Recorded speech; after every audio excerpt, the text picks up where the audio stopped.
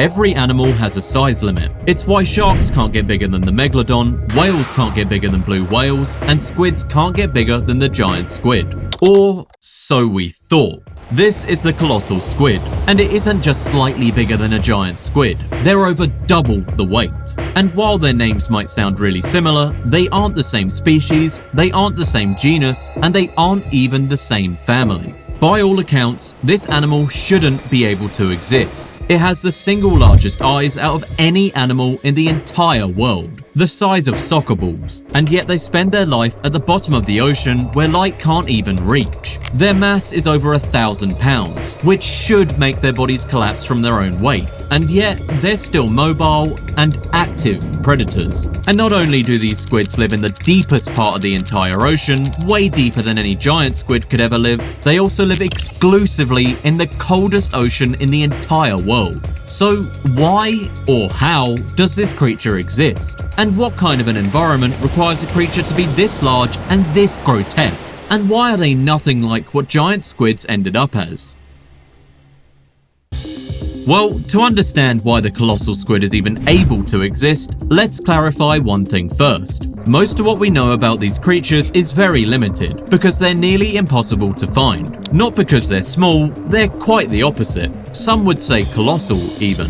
But we can't find them because they live in the worst place in the entire world to find anything. This right here that I'm showing you is the only footage we have of a colossal squid in the wild. That's it. I just showed you all the footage we have, and this is just a juvenile. We've never captured footage of an adult in their habitat. They live in the Southern Ocean, surrounding Antarctica, which is already making things difficult, but they also live thousands of meters deep. But not just deep, they are living in the deepest deep. Giant squids do live in the deep sea, but they still have a ceiling. They usually stay within the midnight zone, roughly 3,000 feet down, where the water is cold but the environment is still somewhat connected to the rest of the world. The colossal squid has been found thousands of meters deeper than that, pushing down into the abyssal zone, reaching depths of 13,000 feet or more. And in this part of the Antarctic, the water is even more stagnant, even more hostile, and even closer to freezing. By the time you reach these depths, most of the ocean's life has already given up. There's no prey to chase, no currents to help you move, and the pressure is pushing against every square inch of your body with the weight of a skyscraper. And yet, this is exactly where evolution decided to build its heaviest invertebrate. It didn't put this 1,000-pound tank into the productive shallow waters where food is everywhere. It stuck them in the most empty, crushing void on the planet.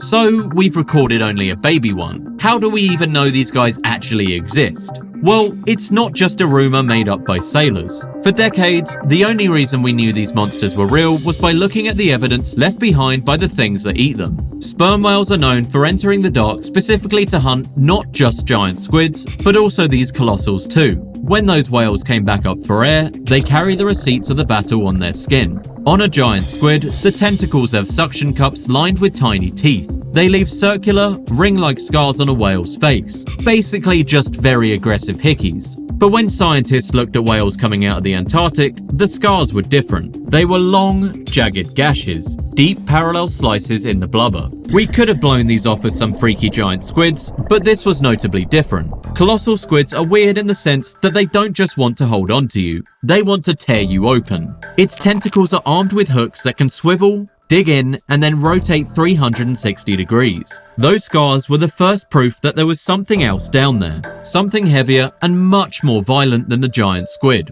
The rest of our evidence comes from the black boxes found inside whale stomachs. While the rest of the squid is soft and digests easy, the beak is made of hard chitin, which is basically impossible to break down. Scientists have found thousands of these beaks inside single whales. By measuring the size of the beak, they can estimate the size of the squid it belonged to, and what they found was terrifying. Some of these beaks were so large that they could only belong to a creature weighing over 1,000 pounds, nearly double the mass of the largest giant squids. We eventually got our hands on a few real specimens, mostly by accident. In 2007, a fishing boat in the Ross Sea accidentally snagged a massive adult that was busy eating a tall fish they were trying to haul in. When they finally got it on the scale, it weighed nearly 1,100 pounds. Alright, so they're massive. They live in the freezing dark, and they're armed to the teeth. But that doesn't explain why their eyes are just so big. In fact, most animals that are this deep in the ocean have what are called vestigial eyes. These are eyes that have essentially been deleted by evolution. Because there's no sunlight to see with, building a complex, working eyeball is a massive waste of energy. But evolution takes a long time to just remove eyes entirely, so you end up with eyes that are kinda just shriveled up and don't work. But the colossal's eyes are actually functional. And yes, they're bigger than your face. Usually, evolution is incredibly stingy. It doesn't waste energy building massive, complex organs unless they are absolutely necessary for survival. But remember where these squids live. They spend their entire lives thousands of meters down, where the last ray of sunlight died out about half a mile above them. And where they are, there's no small traces. It's effectively zero light. So why would evolution bother building the most powerful optical sensors on the planet for a world where there is nothing to see? Well, while there's no sunlight in the abyss, the deep ocean is full of bioluminescence. Thousands of tiny organisms, from jellyfish to plankton, glow when they are disturbed. But the squid doesn't actually care about them at all. He's not hunting the jellyfish and definitely not hunting any plankton. He's watching, waiting for this guy. When a sperm whale, the only thing big enough to kill a colossal squid, moves through the deep, its massive body crashes through the clouds of bioluminescent plankton. This creates a faint, glowing wake in the water. By having eyes this large, the squid can pick up that tiny, microscopic flicker of light from over 100 meters away. It's the biological equivalent of long-range radar. It gives this 1,000-pound tank just enough time to realize it's about to be hunted and start retreating into the darkness before the whale even knows it's there. These eyes would not be anywhere near this big if sperm whales didn't exist. The sperm whales have indirectly created the world's biggest eyeballs, and not even on themselves. There are other benefits, like potentially spotting other prey, but whale detection is by far the main reason. Honestly, if you were a sperm whale, you probably don't even know the difference between giant and colossal squids. You'd probably just dive down, find a squid and think, wow, this one's a lot heavier, and putting up a way bigger fight. This guy's chunky. And then you'd slurp him up anyways. Sperm whales are suspected to win the fights against the squids high majority of the time, but it's likely colossals would at least put up a better fight due to them being even deeper and stronger. But if you're 1,000 pounds of soft tissue with literally zero bones, how do you not just slump into a puddle? On land, a creature this heavy without a skeleton would be a physical impossibility. Its own weight would crush its organs before it could even take a step. But the ocean provides an overpowered loophole: buoyancy. The colossal squid uses neutral density tissues, essentially a mix of specialized oils and ions in its flesh that make its body exactly as heavy as the water it's sitting in. It's not heavy in the way we think of weight. It's effectively weightless. It doesn't need a skeleton to hold itself up because the water is doing all the work. And as for that skyscraper level pressure, doesn't crush the squid because the squid has no air-filled gaps, no lungs to collapse, no sinus cavities to cave in. It's made almost entirely of liquid and soft tissue, which doesn't compress. It doesn't get crushed for the same reason a bottle of water doesn't get crushed at the bottom of a pool. The pressure inside is exactly the same as the pressure outside. But this brings up an even bigger problem. If you have to build soccer ball-sized eyes just to see a predator coming, and you're armed with rotating meat hooks to fight them off, why did you even bother becoming so big in the first place? Why not just stay small so sperm whales would never even target you? It's not like there's many other things hunting you that deep in the water anyways, right?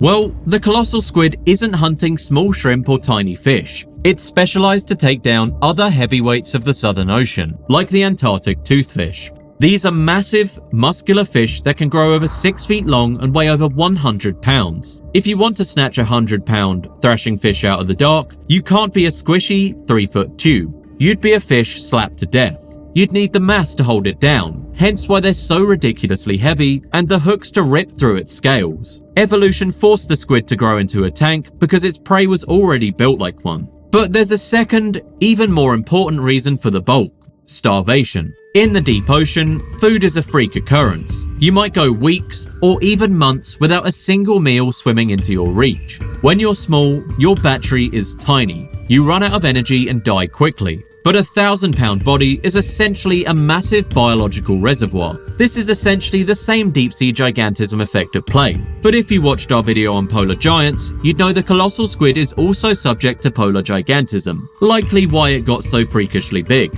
But having a massive body is only half the battle. If you want to keep 1,000 pounds of muscle from freezing solid, you need a way to move oxygen through your system without your blood turning into sludge. And this is where the colossal squid outclasses anything on land. If you were to see a colossal squid bleed, it wouldn't be red, it would be blue. See, humans and most other mammals use hemoglobin, an iron-based protein, to carry oxygen. It's great for us, but in the freezing Southern Ocean, iron-based blood is a disaster. When temperatures hit zero, red blood becomes thick and sluggish, and it starts holding on to oxygen too tightly, refusing to release it to the cells that actually need it to function. So, the squid ditched the iron entirely and replaced it with copper. This copper-based blood, called hemocyanin, is an evolutionary masterpiece for the cold. It doesn't get thick or sticky in the freezing deep, and it's actually more efficient at transporting oxygen the colder the water gets. It's the only reason an invertebrate this massive can keep its internal engine running in a literal freezer. But this blue blood hack comes with a massive trade-off. Copper-based blood just isn't as powerful as iron-based blood. It's like trying to run a monster truck on AA batteries. It provides enough energy to keep the squid alive, but it doesn't provide enough for high-speed chases or long-distance swimming. This is why the colossal squid isn't a relentless hunter like a shark. It's forced to be a statue. It has to spend most of its life essentially idling in the dark, moving as little as possible to save its low-grade fuel for the one moment it needs to strike. This is incredibly effective for their environment, but wouldn't allow them to destroy ships all day like we think a kraken would. But this brings up the ultimate irony of the colossal squid. Evolution gave them the largest eyes to see predators, the heaviest bodies to survive starvation, and rotating hooks to win any fight. They are arguably the most optimized predators on the planet. So why haven't they taken over? If they're so perfect, why are they trapped in one tiny, freezing corner of the world? Well, being a biological monster often turns you into a biological prisoner. The colossal squid is a masterpiece of a very specific, very narrow set of conditions. The deep ocean in the rest of the world is also cold, but there's a bunch of other issues that makes them way less versatile than giant squids, which are found everywhere.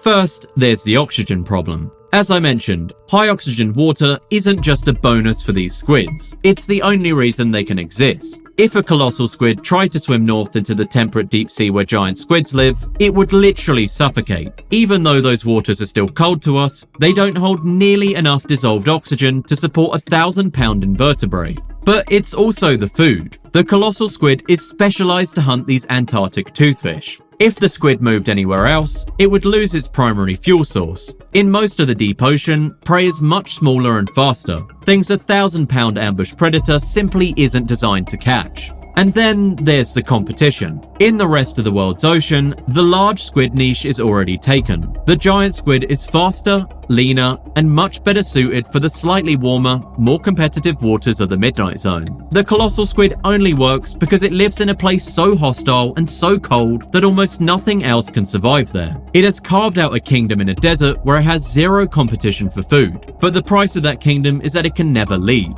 It's like being trapped in a freezer for your entire life. At least you'll find some big tasty toothfish in there occasionally. It's a biological loophole that allowed them to become the heaviest invertebrates on Earth. But because they exploited this loophole, they can only survive as long as the environment stays exactly as it is. You can find giant squids almost everywhere. The Atlantic, the Pacific, the Indian Ocean, from the coast of Norway all the way down to New Zealand. They aren't locked into one freezing current or one specific prey. They are the standard, successful blueprint for what a giant should look like. They're built to be versatile, able to navigate different temperatures, and hunt dozens of different species. They make sense. Their biology follows the rules. But the colossal squid shouldn't even be here. It shouldn't be able to see in the dark, but it does. It shouldn't be able to breathe in the deep, but it does. And it definitely shouldn't be able to maintain 1,000 pounds of muscle in the freezing desert. I almost feel bad for these guys. They're stuck in a one dark, lonely place forever, hiding from horrifying sperm whales and being dormant until they can find a big toothfish to eat. It's not the most awesome existence to be. I'll get over it though. It's just a squid. Thanks for watching, and if you enjoyed, check out our video on deep sea gigantism here. There's a lot more than just colossal squids out there.